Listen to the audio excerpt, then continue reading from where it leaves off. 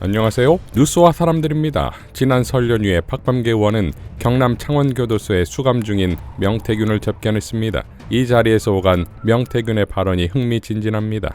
명태균은 자신의 황금폰 때문에 윤석열이 쫄아서 12월 3일에 전격적으로 비상계엄을 선포한 것인데, 그 근거로 12월 2일에 창원지검에 들어가면서 자신의 변호인인 남상권 변호사가 기자들에게 정권 획득을 원하는 민주당 측에 황금폰을 주겠다 했고, 12월 3일 오후 5시까지 계속 남상권 변호사를 통해 특검에 가면 황금폰을 다 까겠다고 했기 때문이라고 밝혔습니다. 또한 지금 이 자리에 홍준표, 오세훈 시장은 정치자금법 위반으로 와 있어야 한다 라고 말했습니다. 이 자리란 창원교도소입니다. 자, 이처럼 명태균의 황금폰이 명태균 자신에게도 황금폰이요, 생명폰이 되기 위해선 전략이 필요한 것인데, 노정면 의원은 오마이TV에 출연해 이렇게 발언했습니다. 지금 가장 명태균 씨를 설득하기 좋은 분이 남상권 변호사예요. 이 방송을 듣고 계시다면 명태균 씨를 좀 적극적으로 설득해 주십시오. 황금폰의 중요한 내용의 일단이라도 스스로 공개를 하면 특검이 열릴 가능성이 훨씬 더 커진다.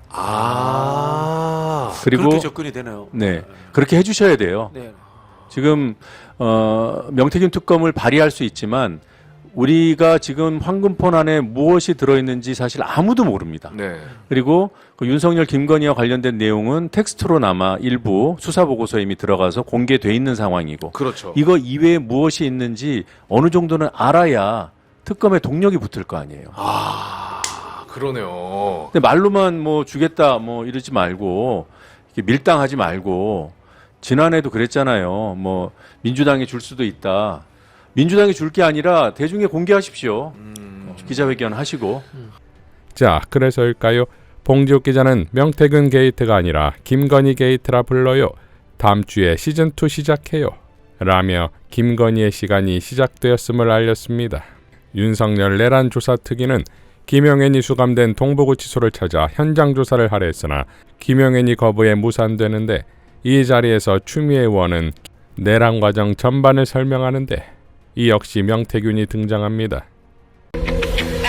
10월 무렵에 명태균 게이트가 터지자 다급해졌습니다.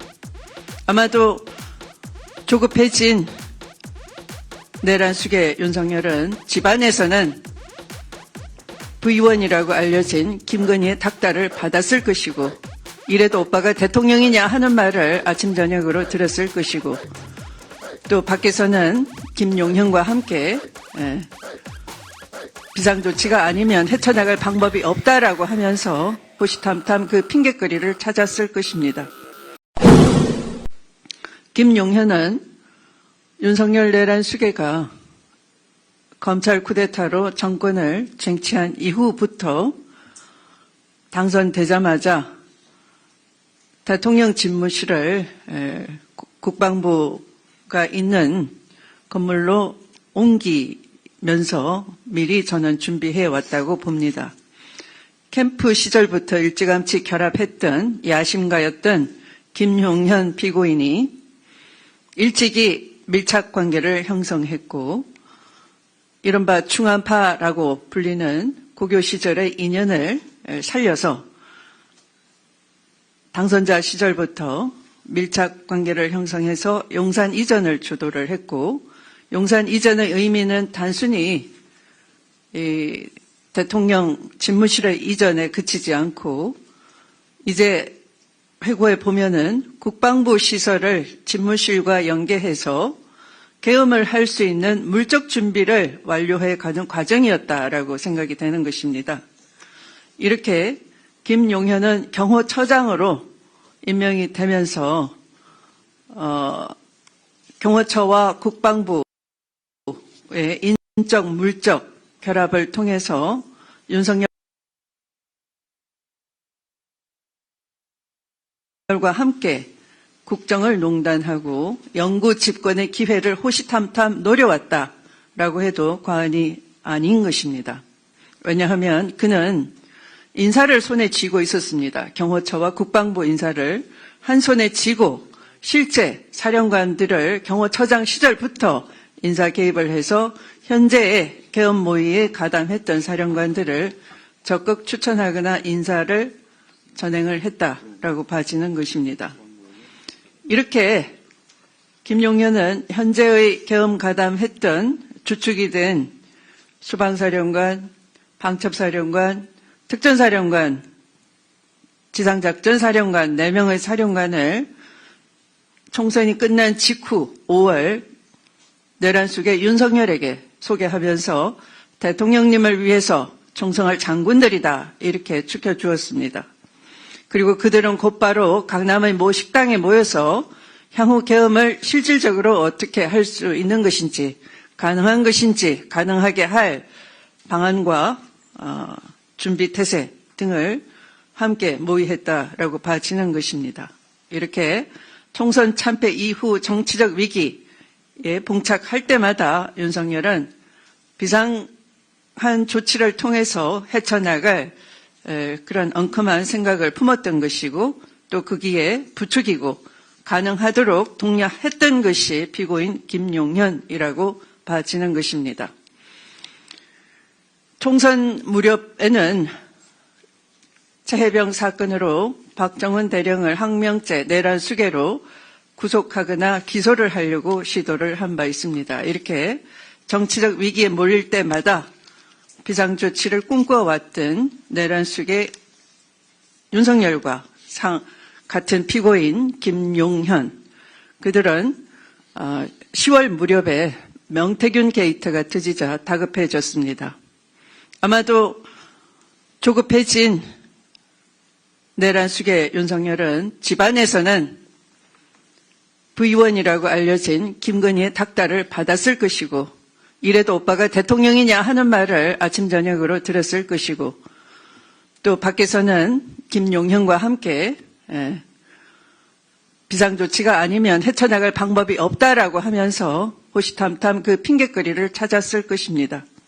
마침내 명태균에 관련된 수사 결과 보고서가 11월 4일 공개가 됐고 또 10월 말 무렵에 민주당에서 윤석열 내란 수괴가 김영선 그거 좀 하나 봐줘라. 그런데 당이 말을 안 듣네 하는 본인의 부정할 수 없는 육성이 공개된 바 있고 그리고 더욱 조급해진 윤석열은 곧바로 계엄하기로 결심을 한 것으로 보여지는 것입니다. 김용현은 그로부터 2주일 뒤 윤석열의 말을 듣고 본인이 직접 계엄 선포문과 공고문, 계엄 공고문 그리고 대국민 담화문을 준비를 해 주었습니다. 방식은 전두환식 계엄을 따라서 전두환 계엄 포고령에 쓰여졌던 문구를 거의 유사하게 무려 네 군데나 옮겨다 박았습니다. 그리고 또 국회를 대체할 비상입법기구를 모색하는 문건을 최상목에게 건넸습니다. 계엄 방식은 전두환식으로 하고 통치체제는 박정희식으로 국회를 대체하는 입법기구를 별도로 마련하고 그 핑계를 찾기 위해서 실질적으로 국회를 해산할 방편으로 부정선거를 준비를 했다라고 봐지는 것입니다. 부정선거와 관련해서는 노상원 일당과 함께 모의를 하면서 비화폰을 지급해서 아무도 모르게 진행했다고 봐지는 것입니다.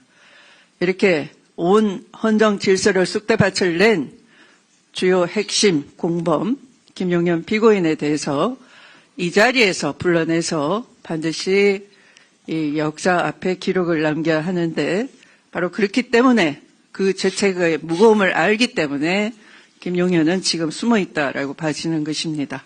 김민석 최고도 다음과 같이 밝혔습니다. 윤석열은 왜 12월 3일을 태길했을까요?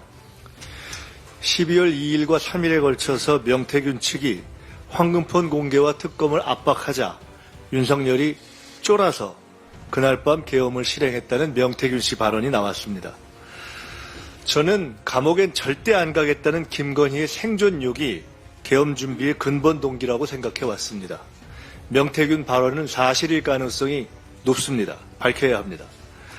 계엄 직전까지 속도가 붙던 창원지검의 명태균 수사 관련 소식이 사라졌습니다. 검찰의 황금폰 폐기 교사설마저 나왔습니다. 명태균 씨의 입이 열리면 홍준표, 오세훈, 이준석 등 국힘 계열 정치인들의 줄초상이 날 거라는 의혹이 맞는지, 겉으로는 윤석열을 지키는 척하면서 실제로는 명태균을 덮으려는 것이 국힘의 실제 더 큰 관심은 아닌지도 밝혀야 합니다. 창원지검의 명태균 관련 수사 진도와 내용을 다 밝힐 것을 요구합니다. 명태균 게이트는 윤건희 게이트이자 국힘 게이트입니다. 내란 정당, 극우 정당이자 공천비리 부패 정당인 국힘의 판도라 상자에 햇볕을 쏘일 때가 되었습니다. 국힘에 한마디만 더 합니다.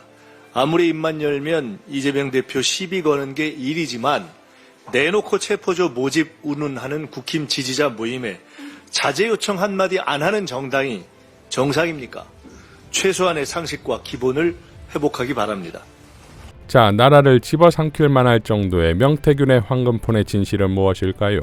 윤석열뿐만 아니라 김건희뿐만 아니라 국힘당 전체, 나아가 자칭 보수라는 수구 세력들을 포함한 진영 전체를 괴멸시킬 핵폭탄인 겁니까? 그럼 터뜨려야지요. 이상 뉴스와 사람들이었습니다. 시청해 주셔서 감사드립니다.